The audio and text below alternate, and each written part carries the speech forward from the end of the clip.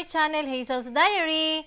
Guys, thank you so much for all your support and for watching my videos, and of course for subscribing to my channel. And I really appreciate, guys. And in this video, guys, we will do again another unboxing, and it's gonna be the high chair for my son, because now he's already 6 months old and he likes already to sit. So first, here we have the safety seat belt. It's very important, guys, because we don't want our baby to fall down, so we bought also the safety belt. So let's open it. Wow, it's a nice color, guys. It's a brown leather. Actually, it's not brown, a kind of cream. You see, guys, you see, it's very nice. You see, this is gonna be in the tummy, so doesn't fall down the kids. You see, very nice. I can't wait to see my son sitting in the chair and using this belt.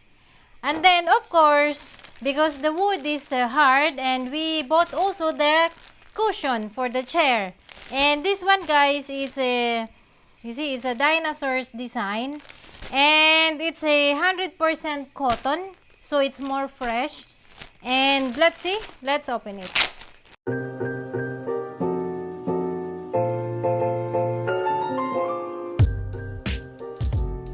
Wow, look, very nice, guys. You see, it's a very soft and also good enough to protect the, you know, the baby butt on the chair. So it's very nice.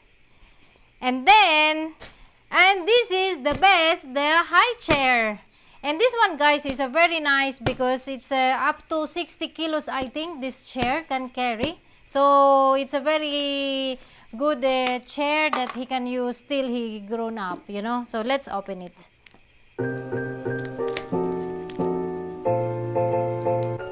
And for the cushion, guys, they have also a different colors.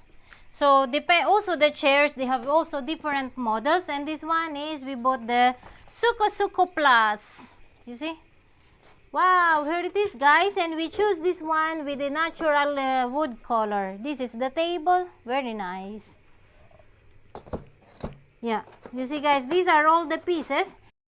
So see you later, guys, once we assemble the chair, and I will give a review for this product. Okay, guys, so we're done with the assemble, and looks really very nice.